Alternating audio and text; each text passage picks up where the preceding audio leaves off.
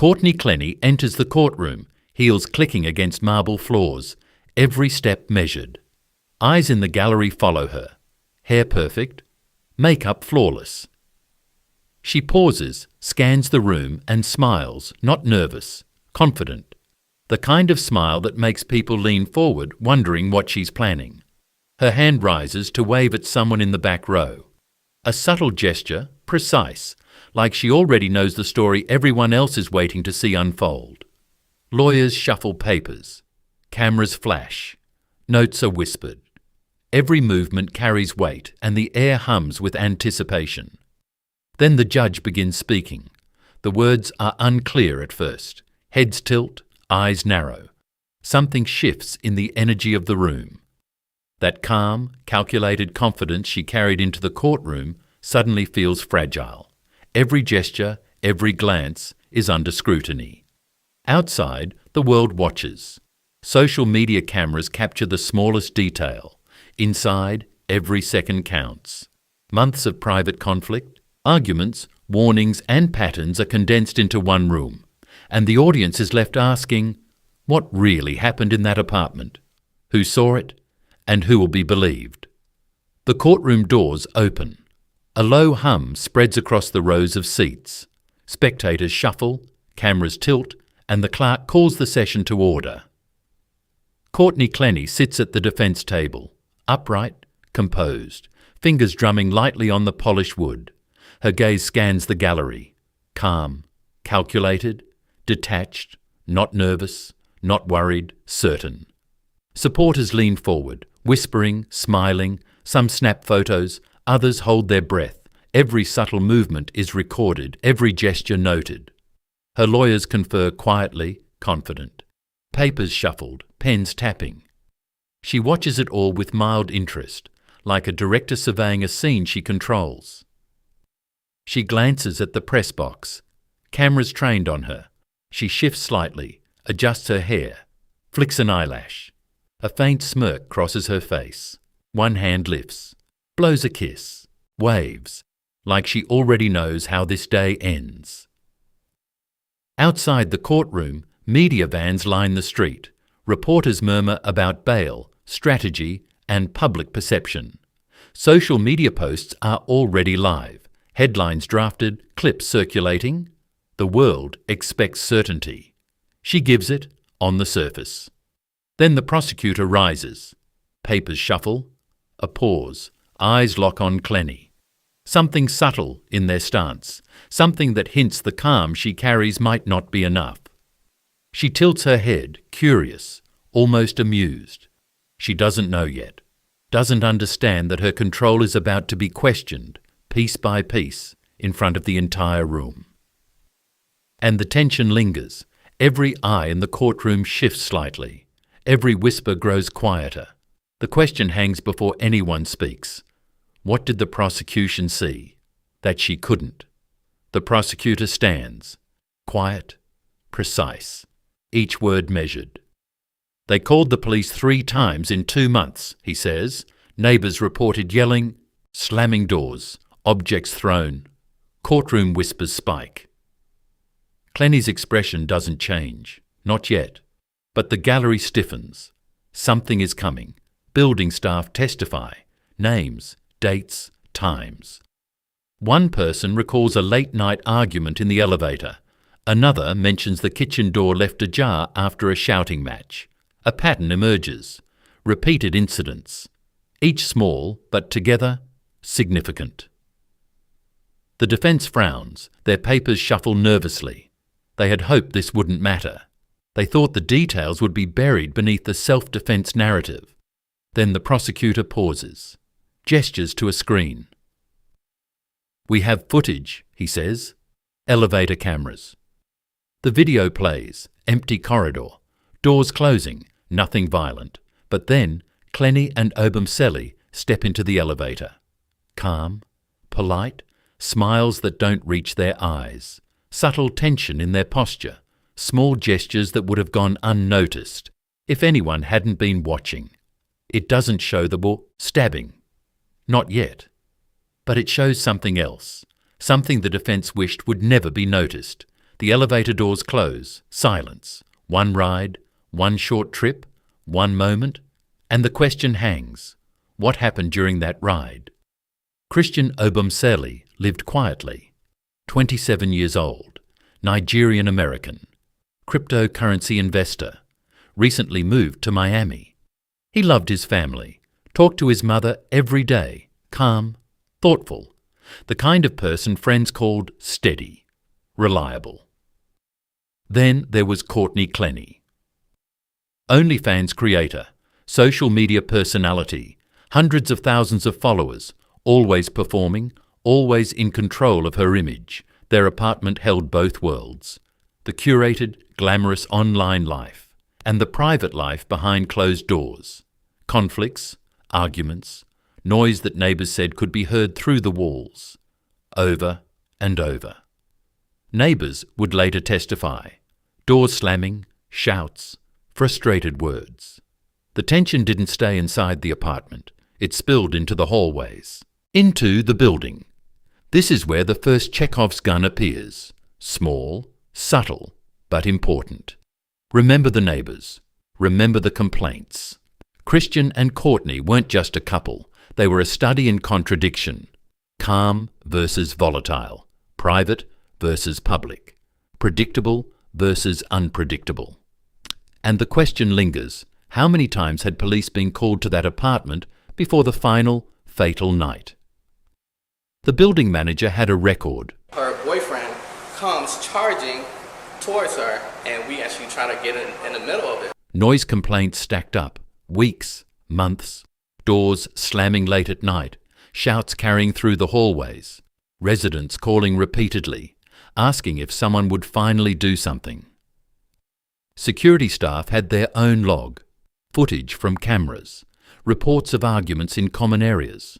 Residents watching. Whispering to each other. Something wasn't right. Police were called more than once. Officers responded, filed reports, talked to both parties. No arrests, no charges, warnings maybe, but nothing that seemed to change anything. The complaints kept coming. Neighbours remember the shouting, the arguing that sounded personal, heated, sometimes angry, sometimes scared. You could hear footsteps pounding the floor, doors slamming, voices yelling. Sometimes it went on for hours. Then there was video, elevator footage, publicly circulated online, allegedly showing Clenney striking Christian. One sharp movement, a punch, small but unmistakable.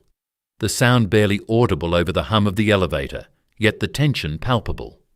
The defence framed it as a misunderstanding, an isolated incident, a relationship spat. Nothing more, but prosecutors saw a pattern. Not just one fight, not just a single video, multiple calls, multiple reports, multiple witnesses. Days leading up to the fatal day. A cycle, a history of escalation. And it raises the question no one could answer yet. The night before the stabbing, what really happened inside that apartment? And if arguments had already spiraled this far, how close were they to crossing a line that couldn't be undone? April 3rd. Morning, Miami high-rise. Sunlight spilling across the polished floors. The elevator dings. Doors open. Inside the apartment, voices are already raised. The argument starts quietly, then louder, slamming. A crash against the counter. Neighbours in the hall can hear it through the thin walls. One makes a call. 911. Minutes later, first responders arrive. Security lets them in. They find Christian Obumseli lying on the floor, motionless. Blood pooled on the hardwood, a single stab wound, left shoulder, deep, precise. The knife is still in the apartment, stainless steel, kitchen grade, no fingerprints aside from the two residents. One object, one fatal moment. The defence tells police it was self-defence. Christian lunged. She reacted. Panic. A single impulsive motion. Prosecutors push back. The angle of the wound, the depth, the downward force. Something doesn't line up. Could someone throw a knife hard enough to create that exact injury? Could panic alone explain it? The paramedics check vitals. Too late. The 911 call has already captured the finality. A life ended? My boyfriend's blood is all over. I know, but you can't. Unfortunately, you can't go in there. You can't go in the apartment. 4220 SARS, Okay. again, 43. 694. Okay, here, I have on We have a, 45378 my couch.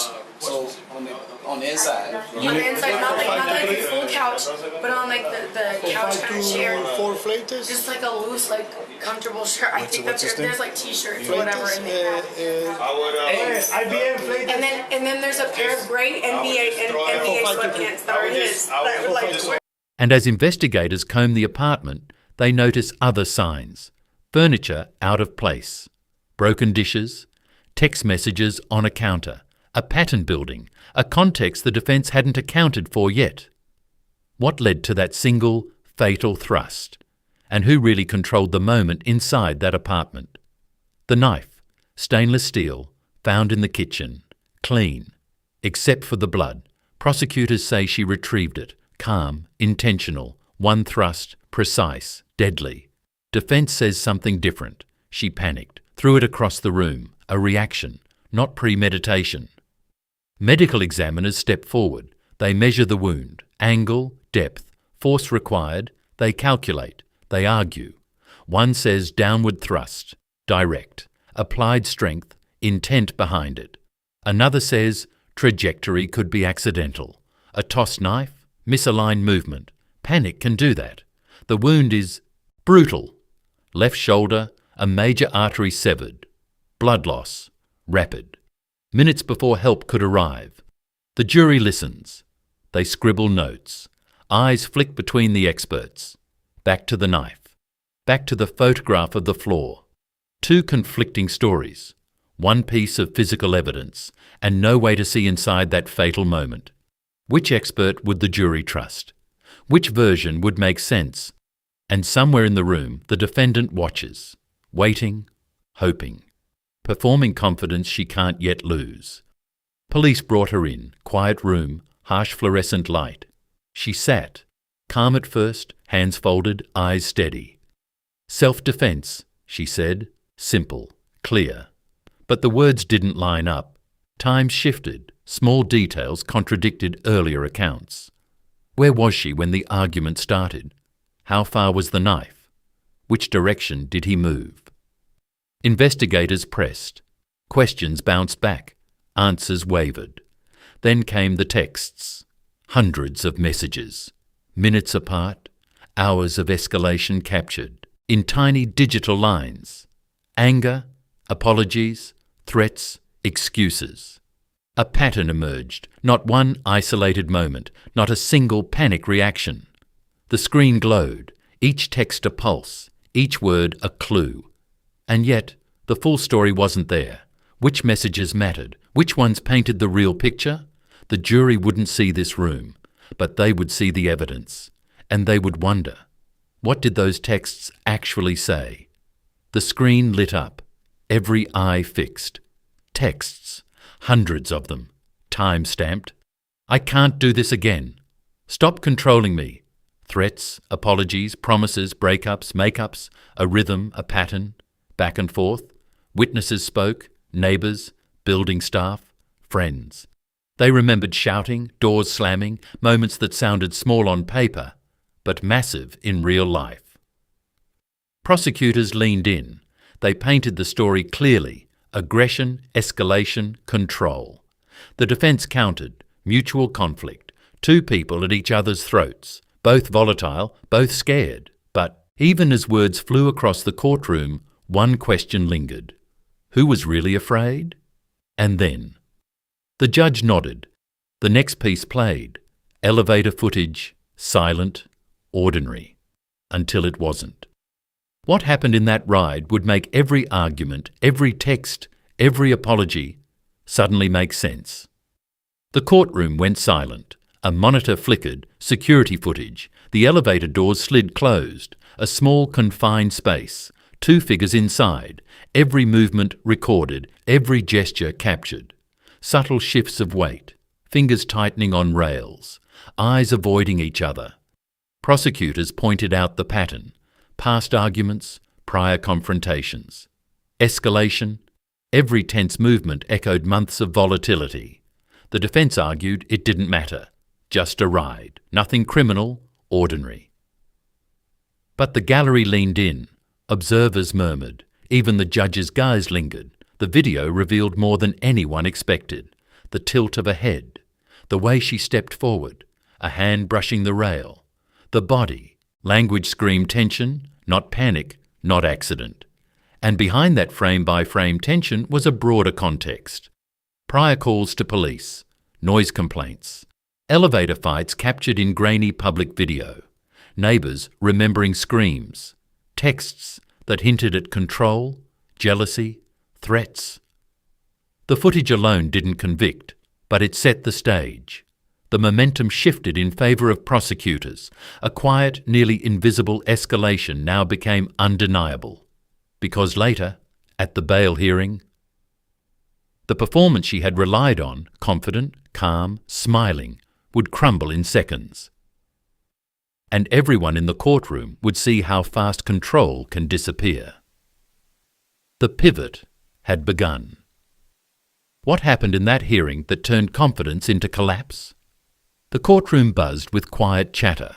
Courtney Clenney sat at the defence table, hair perfectly styled, makeup flawless, eyes scanning the gallery, half a smile on her lips, confident, certain. She blew a kiss, then another, waved at a friend in the back. Row. The defence team exchanged relieved glances. The narrative was set. Self-defence. Panic. One fatal moment. That's what they all believed. The judge leaned forward, pages shuffled, evidence reviewed, statements recited, the air thickened, every word measured, every glance weighed, then the ruling.